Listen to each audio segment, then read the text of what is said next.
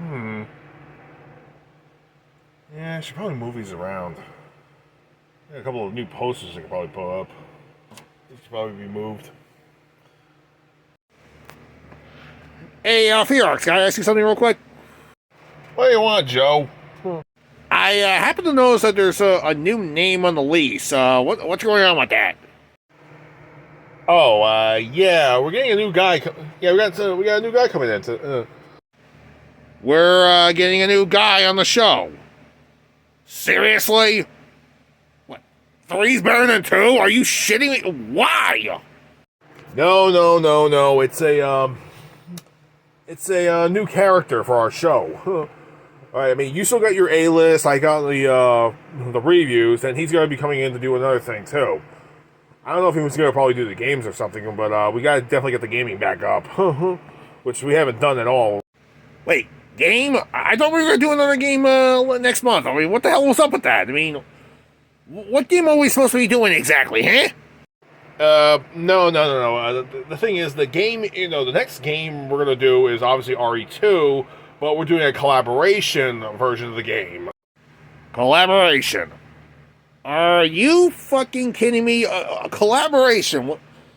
I mean, really? A collaboration? How the hell is that supposed to work exactly?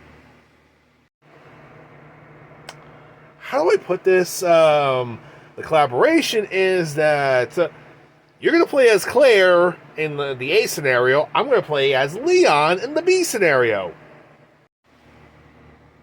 Why do we have to do it in that sort of form? I mean, why can't we do it like Leon A and Claire B or something? Why does it have to be Claire A and Leon B?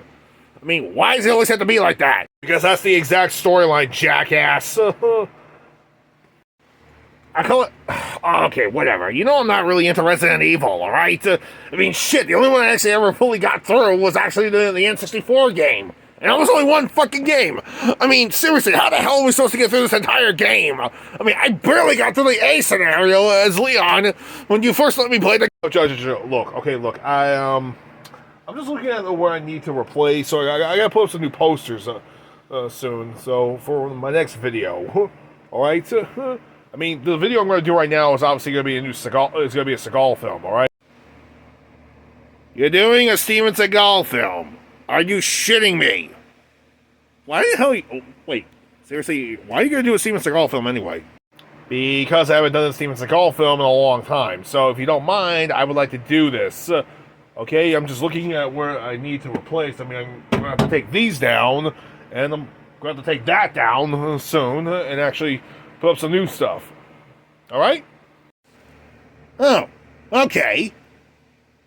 Yeah, all right, I guess the poster thing wouldn't be such a bad idea. But can I make a suggestion? Can we put a poster right here? I mean, it's just a bland door, for God's sake. I mean, it's honestly, it's like a freaking eyesore. And I'm nearsighted. Yeah, I guess we can put a poster right there. All right, so, anything else? No, that's about it. Anyway, enjoy your Seagal film, all right? I'm gonna get drunk. Alrighty then. Time to get this review started. Hello, folks. Welcome back to Ferox Frank Reviews. Your host, Ferox Frank, is here, and, well, just doing some rearranging around the apartment. Yeah, John and I are really gonna fix this place up, and we're getting a new tenant soon. So there'll be 3 people here. So that means we got 3 shows. And I've been talking with the new guy. He's gonna be doing the gaming for a while. I mean, I've been busy with a lot of shit lately, and so is Joe. Actually, not really. Joe's been working his ass off as a janitor lately. Don't ask why. Anyway, I thought it'd be good to do another Seagal film. I mean, I haven't done one in months. I mean, the last thing I did that was Seagal related was actually the Versus video I had with Godzilla versus Seagal. It's not that I think about it, was more than weird. Anyway, today I'm going to do possibly one of his best films, one of his first movies. In fact, it's actually the first movie he starred in. Ladies and gentlemen, allow me to introduce you to... Hold on a second. Above the Law, from from the Steven Seagal collection. So today's movie is Above the Law. Well, what's in this exactly? Let's see, we have Under Siege, Under Siege 2, Dark Territory, Hard to Kill, Executive Decision, which is not really a Seagal film. I mean, he's in it, but he gets killed halfway through the film. Why the fuck is this on here? I mean, don't you think you could have put Out for Justice on here, or Mark for Death? That would have made more sense. Or hell, maybe even like On Deadly Ground. That would have made even more sense. I mean, he directed it, for Christ's sake. Which, now that I think about it, I should probably review that movie sooner or later. But no. The film we're going to look at is known as Above the Law.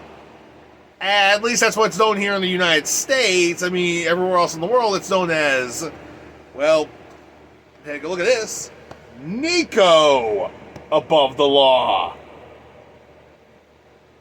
You get it? You don't get it? Okay, let me fully explain.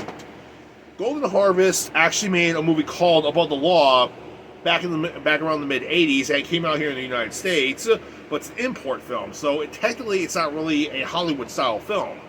Right? It's a Hong Kong action movie. It has kung fu in it. It's actually a really good movie. It's batshit crazy. Well, it's an '80s martial arts movie. Okay. And the movie is called Above the Law. It's actually about a prosecutor who actually is a vigilante going around killing people.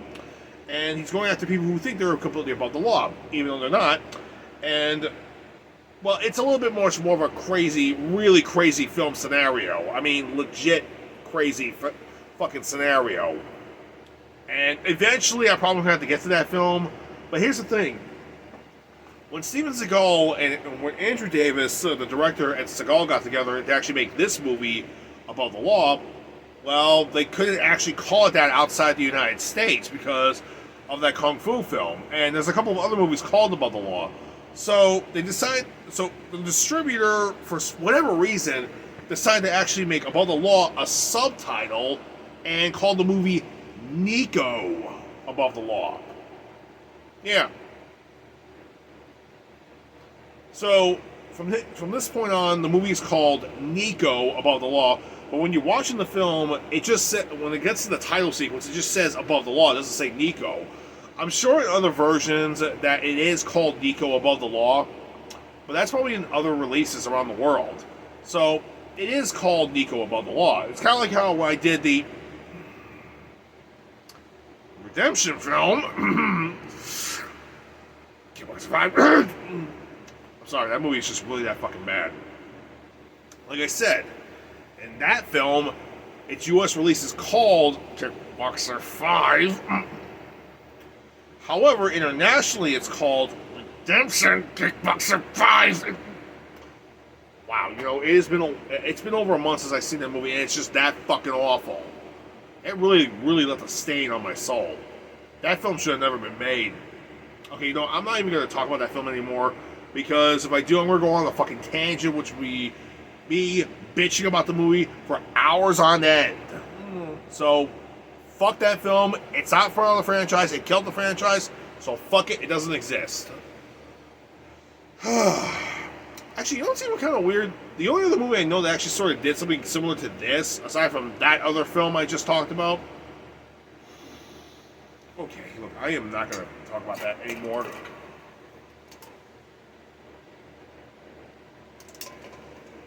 But I want everybody to think about this. The only other movie that actually wound up doing this, I mean, we have Seagal's film known as NICO Above the Law, and the only film I know that actually did this internationally was The Professional. Yeah, the Jean Reno assassin film.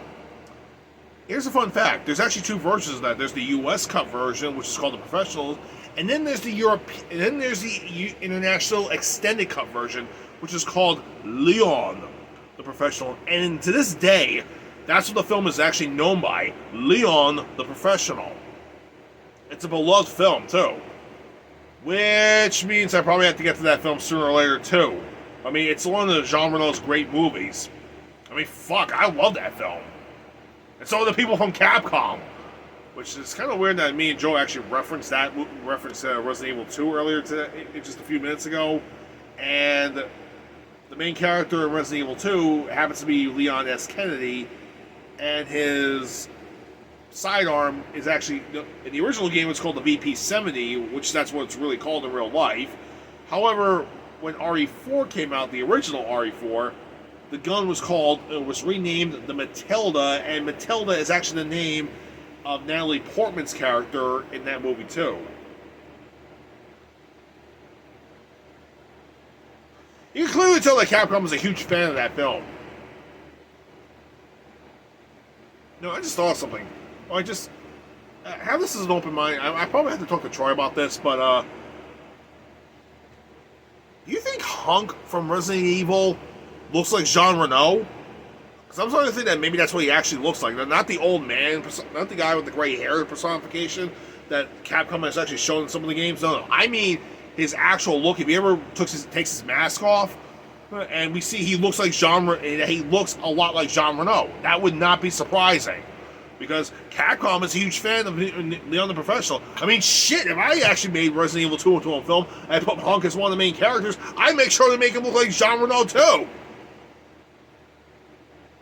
But then again, that's me.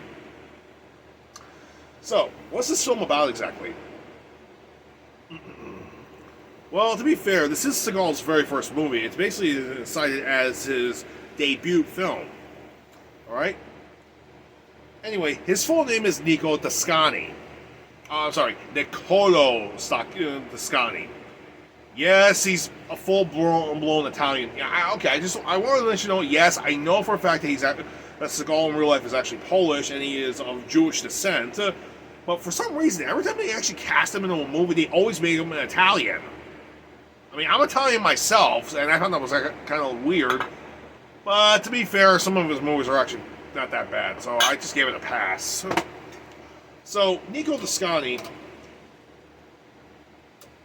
during the opening credits, actually tell us that he was born in Palermo, Sicily, and he came to the country when he was 7 years old, and he was a huge baseball fan. So he and his family immigrated to Chicago, and his father took him to a baseball game, and during the baseball game, they had a little martial arts demonstration, and he sees this one little Japanese guy doing things he thought were just magical.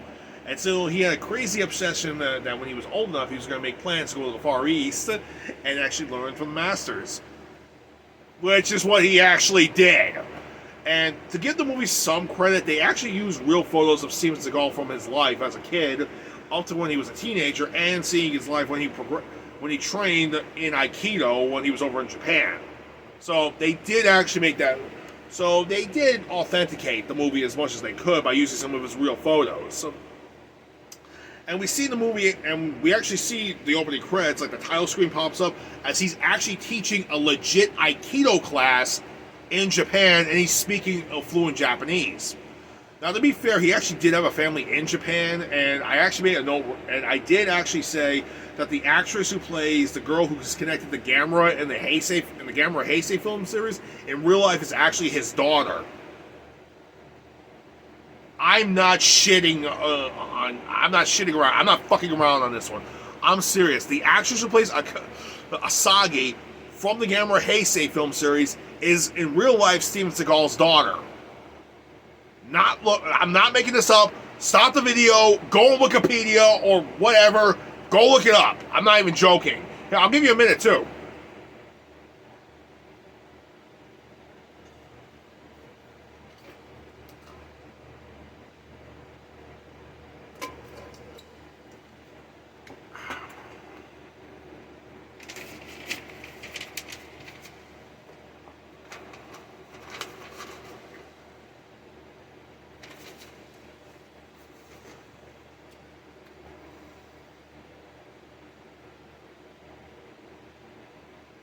Back?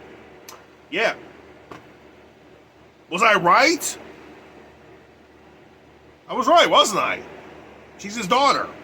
Not even joking. So anyway, we see basically he narrates saying that he was a martial arts master in Japan, and while he was in the embassy in America, he actually met somebody named Nelson Fox, who actually works for the CIA and actually recruited him because of the fact that he was extremely drunk and shit-faced. It turns out Nelson is actually a fixer for the CIA. Like he's a professional assassin. And obviously he went to Japan to actually learn some, well, obviously deadly martial arts techniques. And he met NICO Dascani, and he got a couple of Aikido lessons from him. And he got drunk, and he thought it'd be brilliant enough to actually have NICO join the CIA. And yeah, he joined the CIA, and he wound up working with the secret mercenary group over during the Vietnam War. And it turns out they were actually smuggling around with drugs. And he meets a colonel, by the way, who is a professional doctor of torture methodology. His name is Kurt Seagal. And I'm not going to say the actor's real name because you probably know who this actor is. Because when you see him, think, oh, I know that guy. It's that guy. Yeah, he plays. Doesn't he play like a Colombian guy from that one Chuck Norris film? Yeah, he's also been in other movies too. I was like, oh yeah. Oh yeah, okay, cool.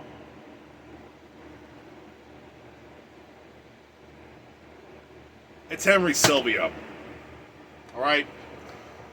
Anyway, during one of the scenes where he's torturing somebody, okay, obviously NICO comes in and he's not really feeling up to this torture thing, so basically he knocks down Saigon. He knocks down Mr. Saigon, and he gets into a fight with some of the other officials. And Fox steps in immediately and actually has NICO just get the fuck out of here.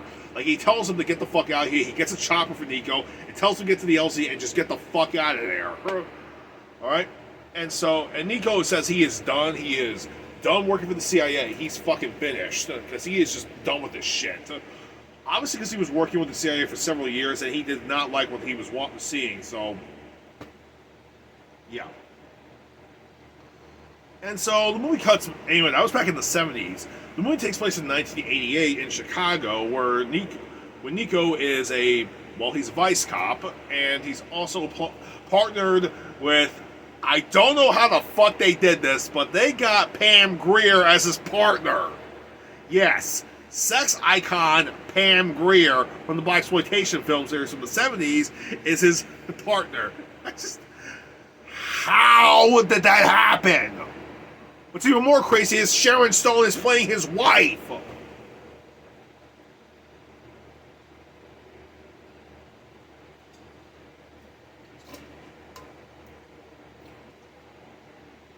How? Fuck it. Anyway. So Nico and his wife get their son baptized, and of course the cops and his uncle, whose name is Bronco, by the way. Look, is his name Bronco? Bronco or something? Bronco. I don't know how. It's an Italian last name. That's a full-fledged Italian last name. It's a little hard to pronounce, but here's the thing. Bronco is actually the head of one of the local mafias. So he's basically a mob boss.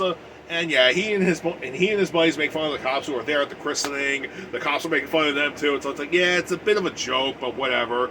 Basically because of the fact that they're not trying to kill each other right then and there. It's because NICO is actually there as a linchpin to make sure to keep them at peace. Because he's Italian and he's also macabre. Makes sense, right?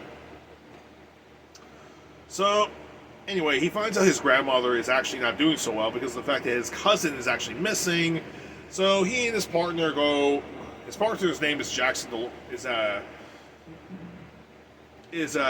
Dolores. So everybody calls her Jax. So he goes to a bar and we get to see some Seagal fighting at its finest. Okay, to be fair, it's one of the first fight sequences he's actually doing in the movie, so just give him some credit. They basically talk shit about him being Italian and all, calling him like racial slurs and shit. I'm not gonna say the slurs even because I'm Italian. I just find it very fucking offensive that they said that shit to him, and he probably beats the living crap out of him, Aikido style. And he actually finds out that his cousin's upstairs with some guy who's actually an informant for him, he sees there's drugs and cash all over the place, and he's kind of annoyed. And he promptly tells his cousin to get dressed, and he smacks the shit out of the guy because of the fact he's pissed. Like seriously, he just grabs the guy by the hair and he starts slamming him up against the up against the lines of coke on the mirror with the lines of coke. He just starts smashing. It's like, what is this shit? What is it? You want to get high? You want to get high, motherfucker? Huh? You want to get fucking high? And then he does the stupidest thing ever. This guy tries to bribe him. He's like, don't you fucking bribe me, don't you fucking bribe me. You fucking bribing me, you piece of shit. He's legit smacking the crap out. You know, I know Seagal is actually known for actually being a little bit excessive behind the scenes, so I wouldn't be surprised if he actually smacked the guy up. Because of the fact he was acting, but also the fact that, you know what, it looked realistic, it looked good, so I'll just leave it in the movie. But to be fair, if you're a cop and somebody did that to you, I'm guessing you probably would do the exact same thing and smack the guy up. Or taser him in the nutsack. Or the throat. Actually, that's a list for police brutality, so forget what I said. Anyway, okay, so they get arrested. So those guys get arrested, but however, the guy who's actually a dishwasher, who's a waiter and a dishwasher from this one Italian restaurant, he tells them about the fact there's a huge drug shipment coming in. Okay, so now we got a drug shipment to worry about. So Nico and all of his guys, so Nico and his cop buddies are all there. They're ready for the drug shipment to come in by this guy called Savio. Trying to remember the guy's name. It's Savano. Yeah, Savano. I'm just gonna call him Sal. So we'll call him Mr. Sal. He actually wiretaps Mr. Sal's office and he finds out when the shipment's coming in, and they know where the shipment's going to be too. So we now have the time and the place. So they set up surveillance at this meatpacking plant where the setup is going to be, and they're ready. And guess who else is there? The feds. And wouldn't you happen to know it's the feds jump the gun and they fuck it all up? No, seriously, I mean, like, seriously, the cops are yelling at the feds because they fucked up so badly at this point. And a shootout occurs. A couple of cops get injured. Now, I know the feds are going to try to weasel the way out of this one, but honestly, they're paying the fucking bills on this one.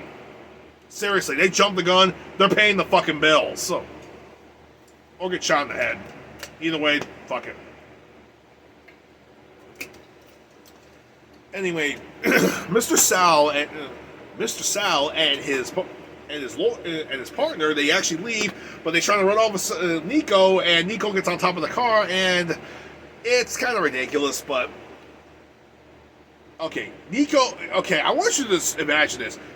Steven Seagal is on top of a car going like 30 miles an hour down like one of the freeways in Chicago. Down the side streets in Chicago. They're trying to shake him off, and what does he do?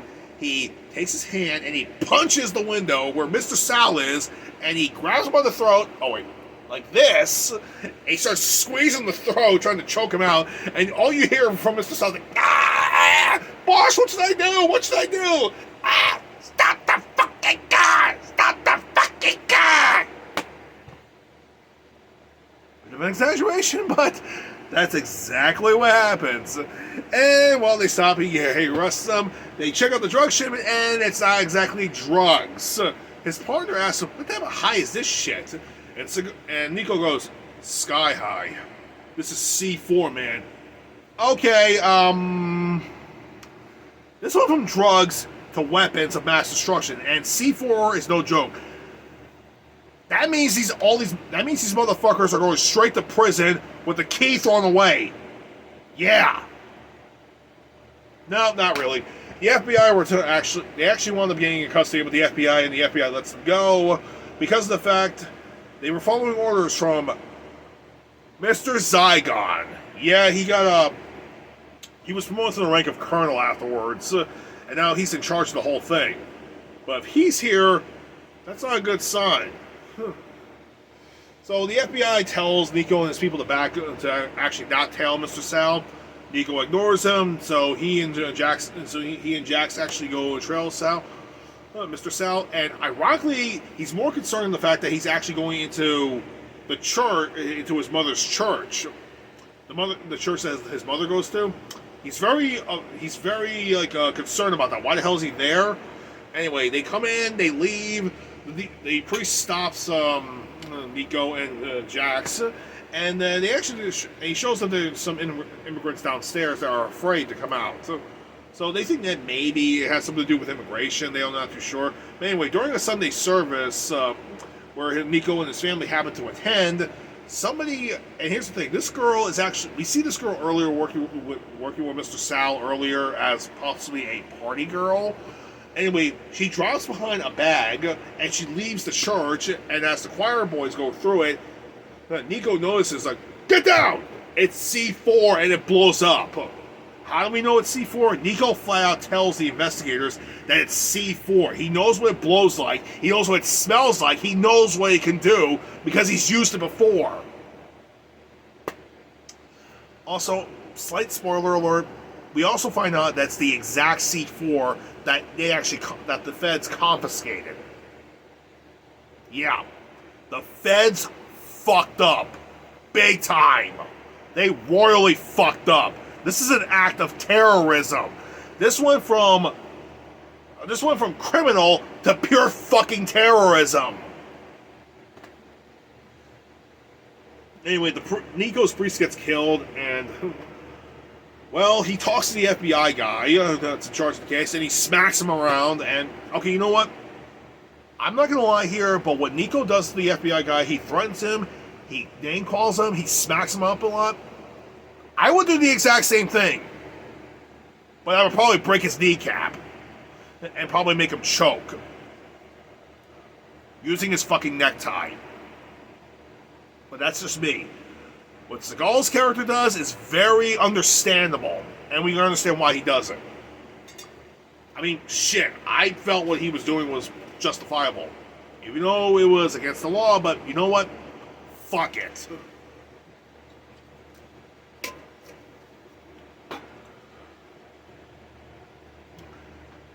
Anyway, we also find out there was actually a statesman there too who was killed in the explosion.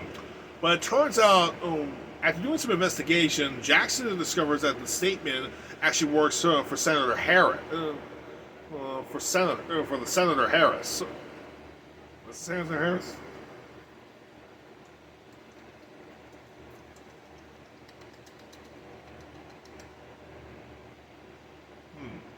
Interesting.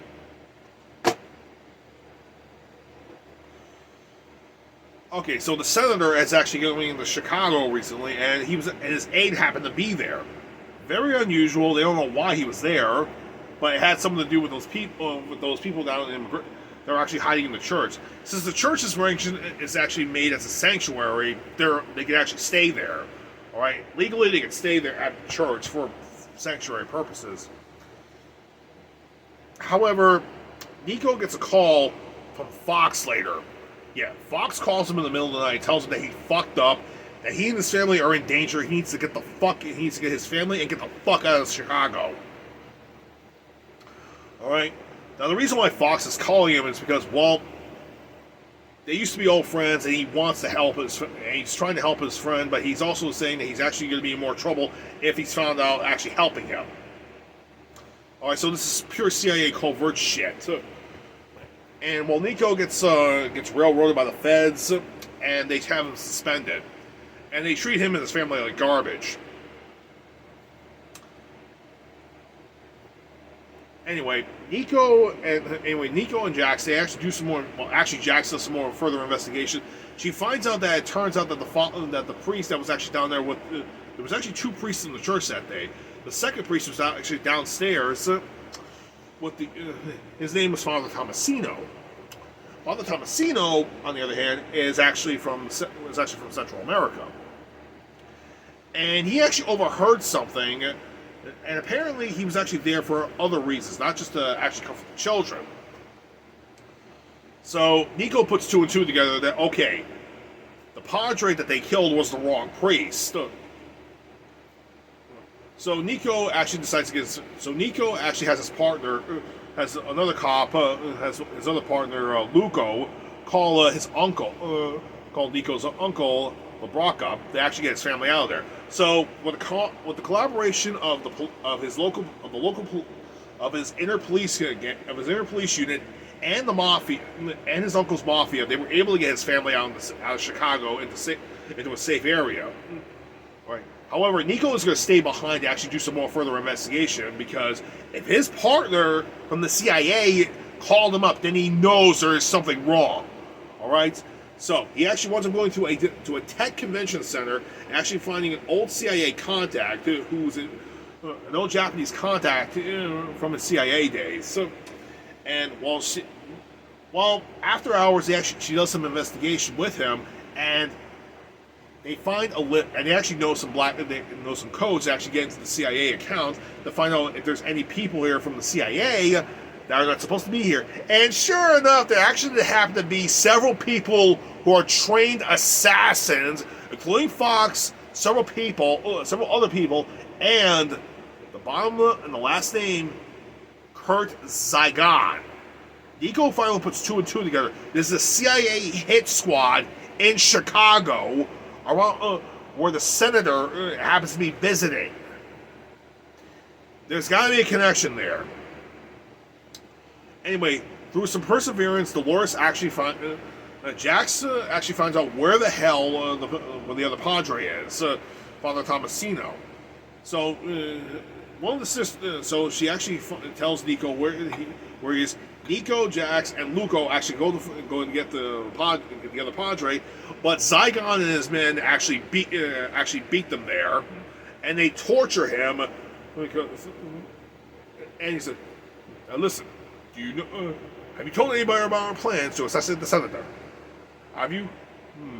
If you did, if you're lying to me, lying is a sin. Yes." So Zygon is literally working him up because he's giving him chemical truth serums and shit. You know. But the Padre is literally sticking to his gun. He's legit resisting the drug, yelling out. He's basically cursing him out in some forms of Latin and Spanish at the same time. So he's trying to resist as much as he could. Anyway, before they can actually kill him, Nico and Luco come in and start shooting these guys. So a shootout occurs. Luco gets injured. Jax actually comes in, but Zygon shoots Jax with a shotgun. Now, we're supposed to assume that Jax is dead, but Luco actually got her to the hospital. It turns out she was wearing a vest the whole time, so she took it really hard in the vest. So she got it really hard in the chest, but the thing is, she was wearing a vest. Goddamn. So Zygon and his men go right after Nico, but Nico manages to lose him during the L trains.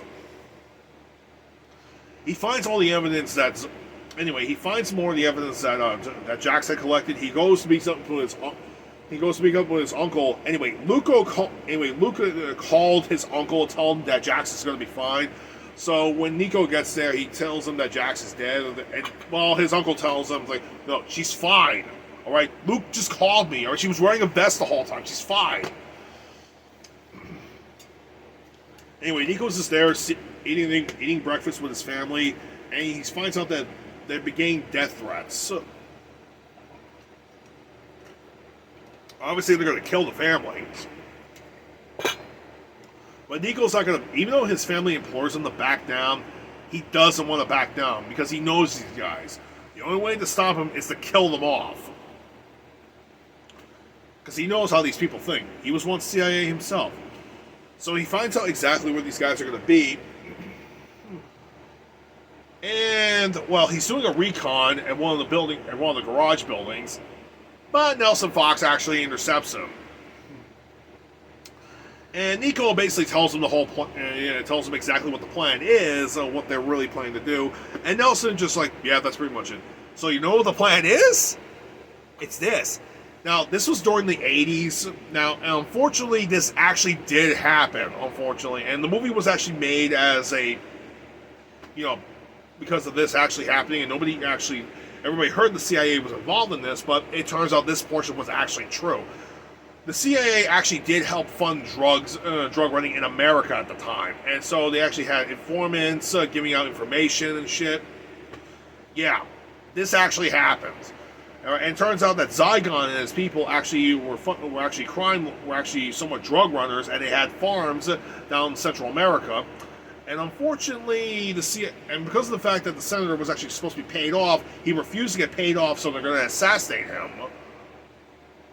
And unfortunately, this sort of thing actually did kind of happen. However, it was stopped. other senators, other politicians got involved, and it just became a mess the CIA had to clean up for years to come. It's not exactly a good standard for it wasn't actually a good thing that happened with the CIA, but it did actually happen, and they've been cleaning shit up ever since.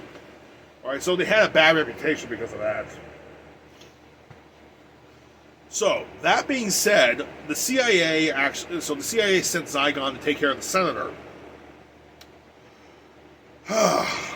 Anyway, Nelson and NICO actually are about to leave, but Seagal and his men actually catch up to them, and of course Fox is trying to protect NICO. He's like, "Don't you fucking move, motherfuckers!" NICO, get back. NICO, just get back. Anyway, they start pointing out the weapons. Fox actually opens fire, trying to kill one or two of them. He gets shot pretty badly, and he throws NICO. It's like, "NICO, here!" As he dies, he throws NICO his gun. NICO gets the gun, and he actually starts unloading on these motherfuckers. During the struggle, I don't know how many guys were killed because I was just enjoying the action. But Mr. Sal, on the other hand, gets run over by NICO, and he gets chucked out he gets hit by a car, and he gets thrown out the fucking window, 9 stories, and he lands on an L train track. He was a fucking asshole. Anyway, NICO basically tries to run out of the garage, but Seagal and his entire team catch him, and well, they're actually in the building where the senator is going to be, and they're going to assassinate the senator later. And Seagal is actually going to say, "Let's have a little fun." So he decides to torture NICO, just for the fun of it, because well, it turns out that Seagal actually had a huge beef with NICO for the longest time, and he finally wants to get his revenge on what happened. However, NICO, with adrenaline running through his system, he actually breaks out of his chair when they were about to torture him, and he starts fighting these guys. He's going to fight off the hit squad, and he kills the hit squad off the best he could. He smashing the heads in, shooting 2 of the guys, snapping somebody's neck. Now it's just Seagal and NICO, and it's a little anticlimactic. So NICO just grabs onto Seagal's arm. He breaks. Seagal's about to cut NICO up with a knife. He lunges at him. He grabs the arm, and he breaks the arm. Then he grabs Seagal's neck, cracks it, killing him instantly. And he throws down the torture kits. Now, okay, the senator is safe now. So NICO just starts walking out in public, trying to get to the senator, and he passes out from exhaustion because of the fact that the drugs are still in his system, number 1. Number 2, he's beat the hell. And, well, they thought maybe something was going on, but the police intervened, and so did the FBI as well.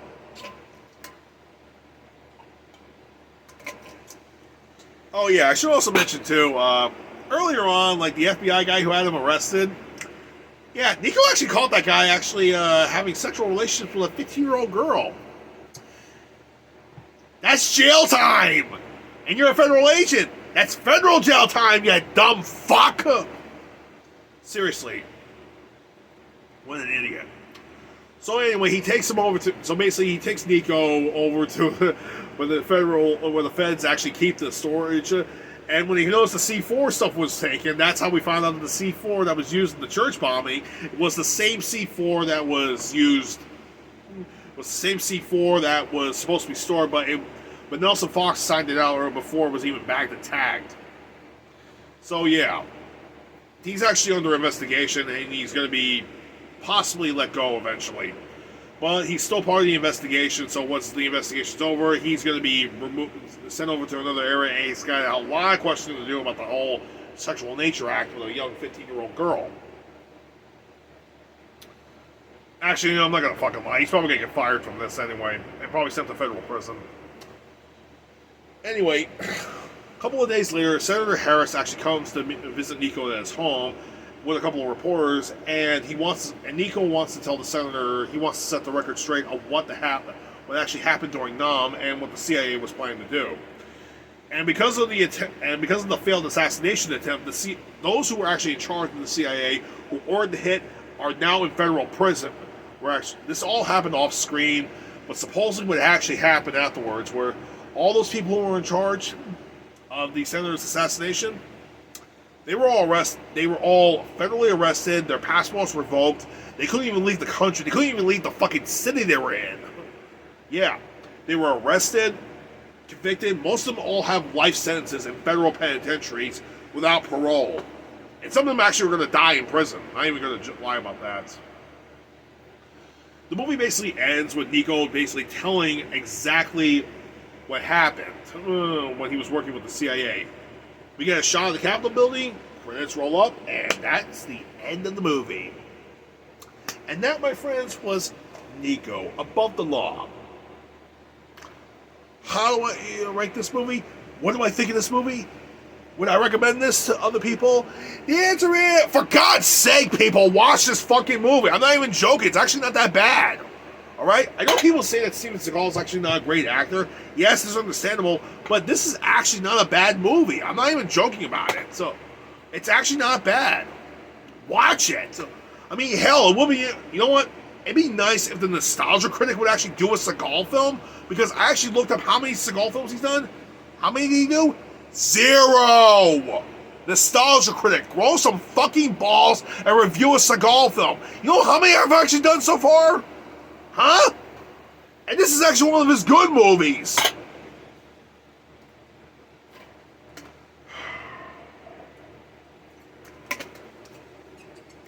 You know what? You know what? To treat everybody for next time, I'm going to do another martial arts film next time. And it's a martial arts film I was asked to review. And since then, I've actually gotten the movie. And I still like it. But, for now, as for NICO, Above the Law, definitely give this movie a watch. It's actually not that bad. It's actually a really good movie, all joking aside. I will say that the ending where NICO actually kills off Seagal and his hit squad, it's a little anticlimactic, but it's kind of satisfying after he kills Seagal. Like you just hear after the neck breaks. It's kind of satisfying seeing Seagal finally get killed. But it also proves how much of a little bitch Seagal was compared to NICO. Yeah, but in the end, it's still not that bad. It's pretty good. This is actually considered one of Seagal's better movies, and for good reason. Give it a watch. You may not be disappointed. Anyway, I don't know what the hell Joe's planning to do for his next review. I gotta go help him look for a couple of movies. As for our third guy, well, it's gonna be at least maybe about a month or so before he comes here. But he'll probably do the gaming reviews. Anyway, until then, this is Fearox Frank for Fearox Frank Reviews. Telling you all, stay safe. I'll see you next time, and we'll take a look at Jeff Speakman's master film everyone likes. Oh yeah, I got that film. Tune in next time, and we'll watch it.